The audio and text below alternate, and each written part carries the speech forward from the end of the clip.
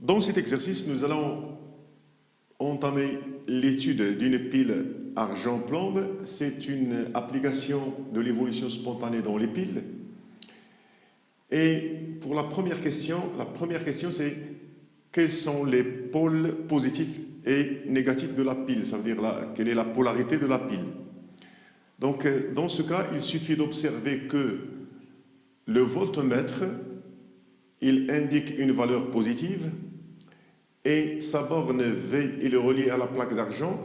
Donc la plaque d'argent représente le pôle positif.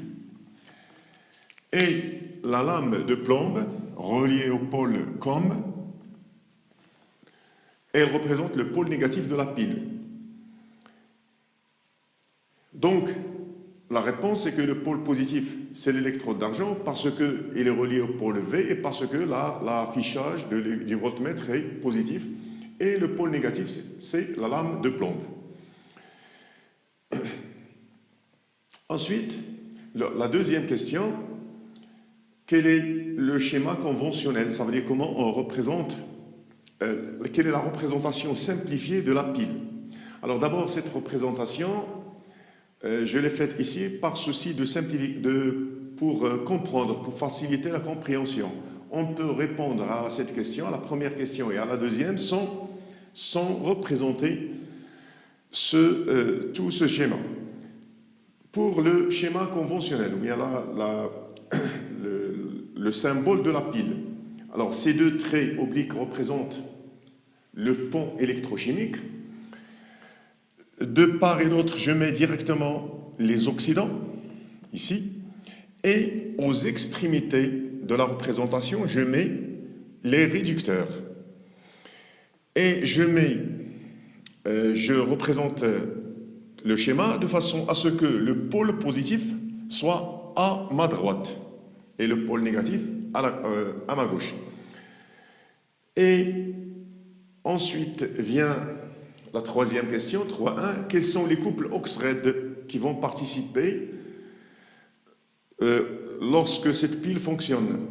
Donc ici, AG plus AG et PB2 plus PB. Et pour la représentation des couples, je les écris de façon en respectant l'écriture d'un couple Oxred. À gauche, alors là, par convention, à gauche, je mets l'oxydant et à droite, le réducteur. La même chose ici, et c'est différent de ce qu'on fait lorsqu'on schématise la pile d'une manière conventionnelle.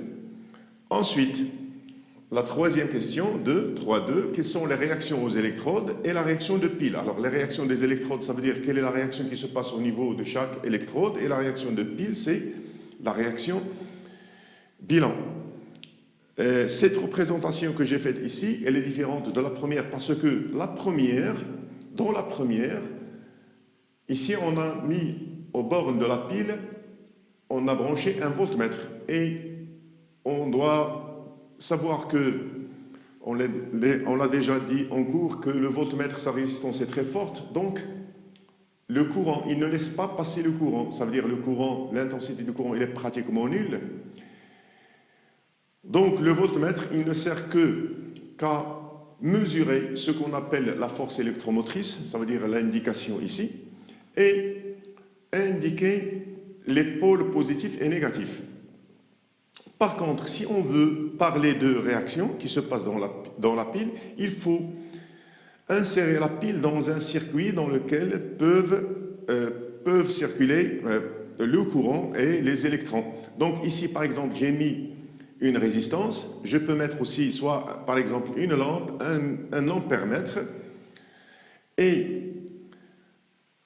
alors je vais raisonner comme ceci, et aussi pour ce schéma, il n'est pas indispensable pour cette réponse, seulement pour comprendre ce qui se passe. Alors, je vais partir des pôles plus et moins. Alors le courant circule dans son sens conventionnel du pôle positif vers le pôle négatif à l'extérieur de la pile. Donc les électrons circulent en sens inverse. Donc dans la demi-pile d'argent, il y a arrivée des électrons, ça veut dire qu'ici il y a gain d'électrons. Ag plus va gagner un électron pour donner Ag. Donc, c'est une réduction. Donc, ici, au voisinage de la lame d'argent, il y a réduction. La réduction, sa demi-équation, c'est Ag plus un électron donne Ag. Et ici, il y a départ d'électrons, ça veut dire qu'il y a perte d'électrons. Donc, Pb se transforme en Pb2+, en perdant des électrons. Pb donne Pb2+, plus 2 électrons. Donc, c'est une oxydation, c'est une perte d'électrons. Et ceci passe au voisinage de la lame de plomb. Donc, puisque c'est une oxydation, donc c'est l'anode. Et ici, je précise que il faut chaque fois lier la cathode et l'anode, non pas au pôle positif et négatif, mais à la réduction et à l'oxydation. La cathode, c'est là où il y a réduction. L'anode, c'est là où il y a oxydation. Et une astuce mnémotechnique pour se rappeler facilement comment relier les concepts cathode et anode à l'oxydation et à la réduction, c'est que la cathode, c'est là où il y a réduction. Remarquez que C et R, ce sont deux consonnes. Cathode, réduction. Anode, oxydation. Vous avez ces deux mots commencent par des voyelles.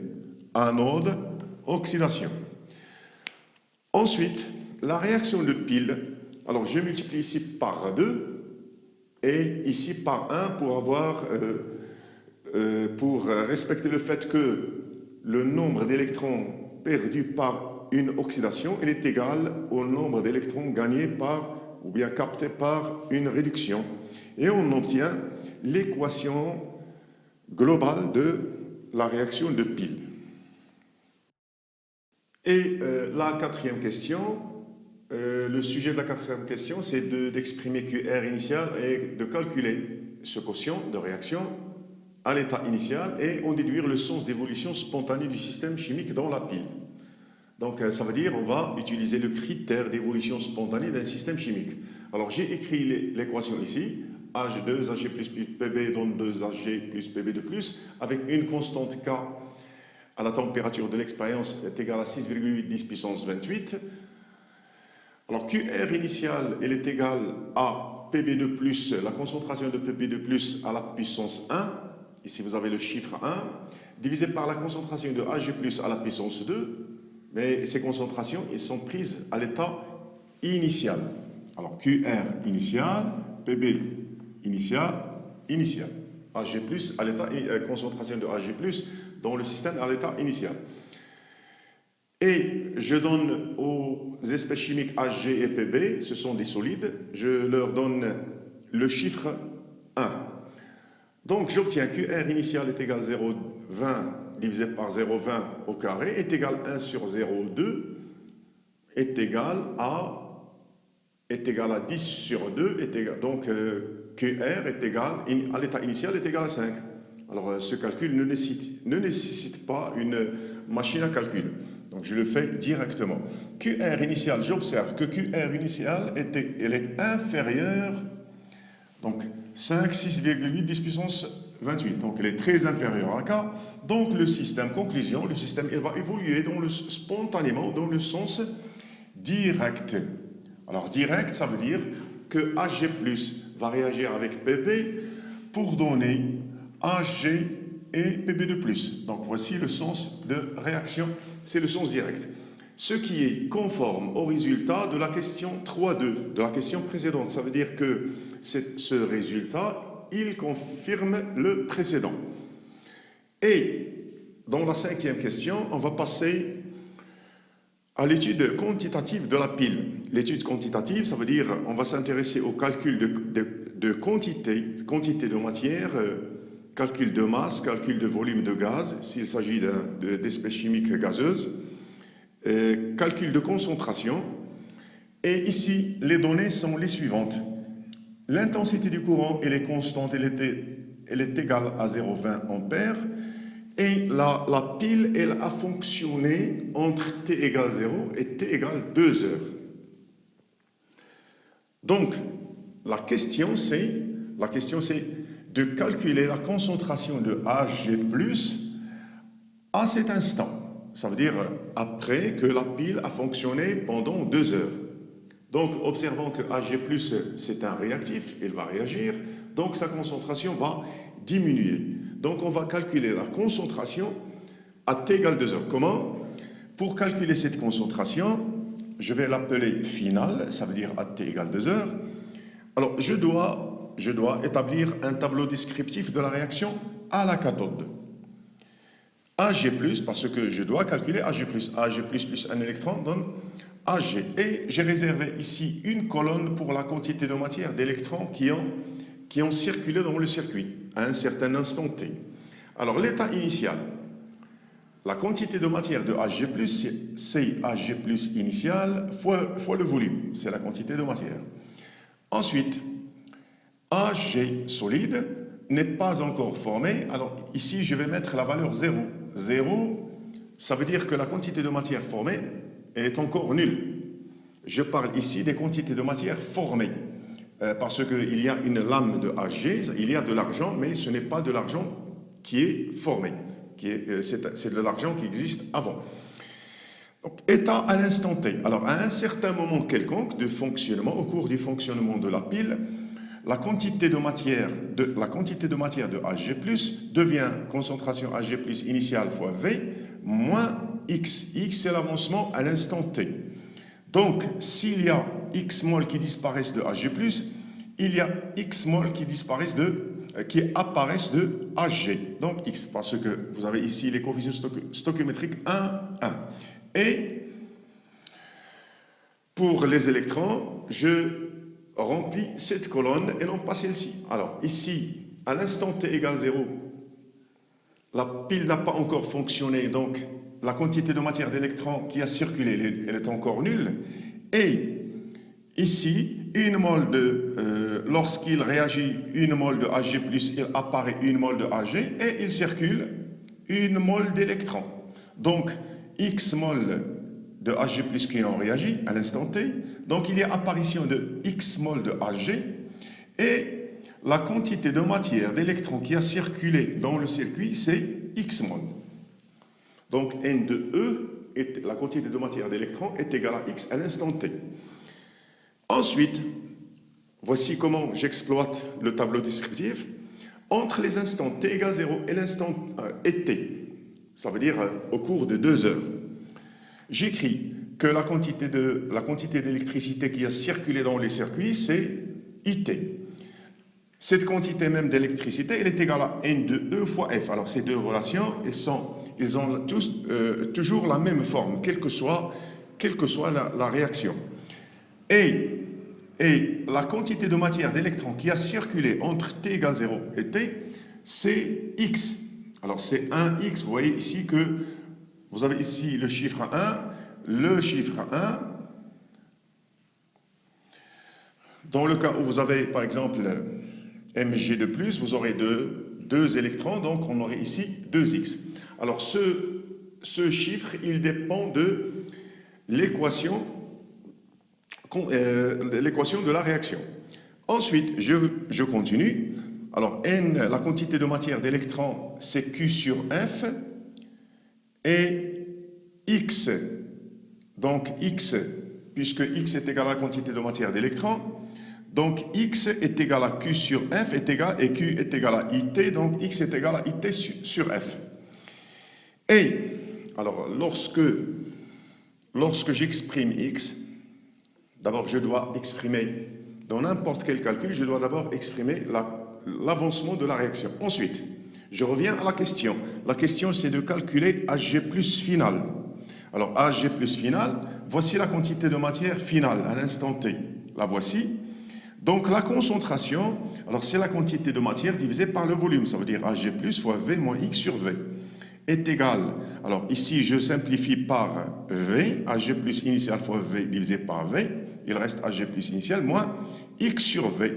Et je remplace X par son expression.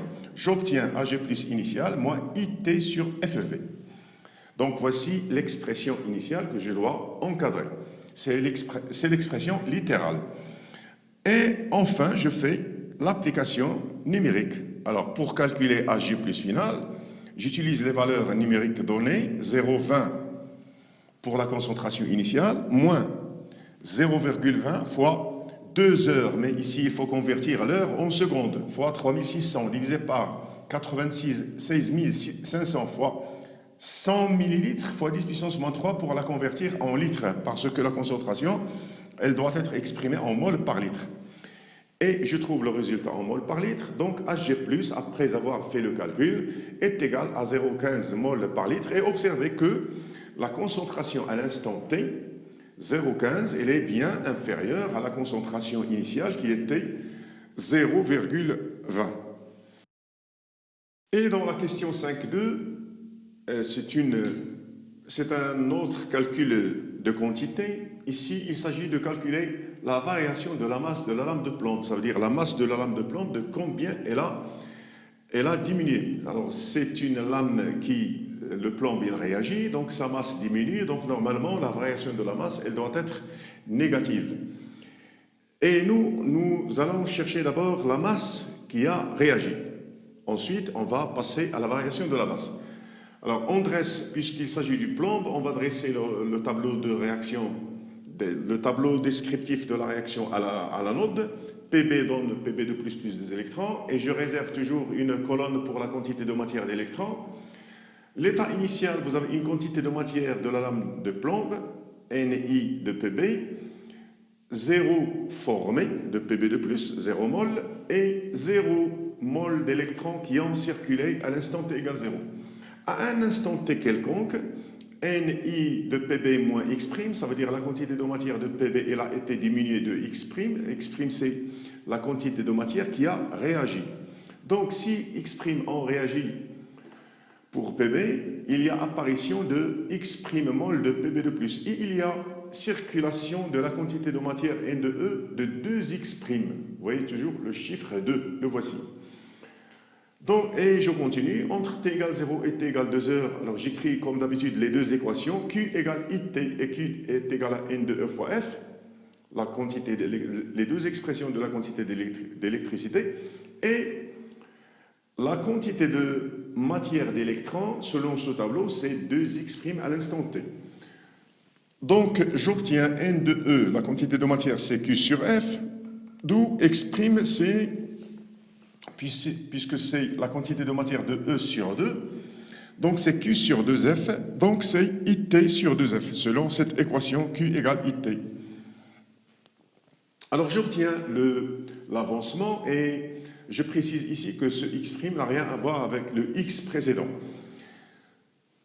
Quantité de matière de Pb solide qui a réagi à l'instant t. Alors, c'est x'.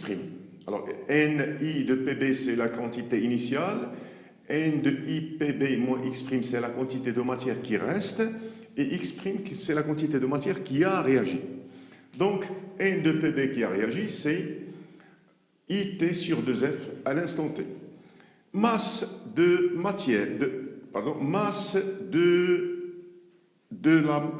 la masse de la lame de plomb, ou bien la masse de plomb qui a réagi à l'instant t. Alors, cette masse, c'est la quantité de matière, N de Pb, fois la masse molaire. Donc, c'est IT sur 2F fois la masse molaire. Et enfin, alors cette masse, c'est la quantité de matière, la masse de plomb qui a réagi. Et la variation de la masse de plomb, c'est delta M de Pb, c'est moins cette masse, ça veut dire moins IT sur 2F fois la masse de plomb. Alors, dans le cas où, par exemple, si il s'agit de l'argent, il se forme, donc delta M de Hg, il serait positif. Ensuite, alors ça, cette expression, c'est l'expression littérale de la variation de la masse de plomb. Ensuite, vient l'application numérique. La variation de la masse de plomb, c'est... Alors, je remplace chaque terme par sa valeur et une bonne pratique, vous devez toujours remplacer les valeurs remplacer les termes par leur valeur numérique avant de faire le calcul sur une machine à calculer. Et on obtient delta M égale moins 1,54 grammes. Ça veut dire au cours entre t égale 0 et t égale 2 heures, il y a 1,54 grammes de plomb qui a réagi.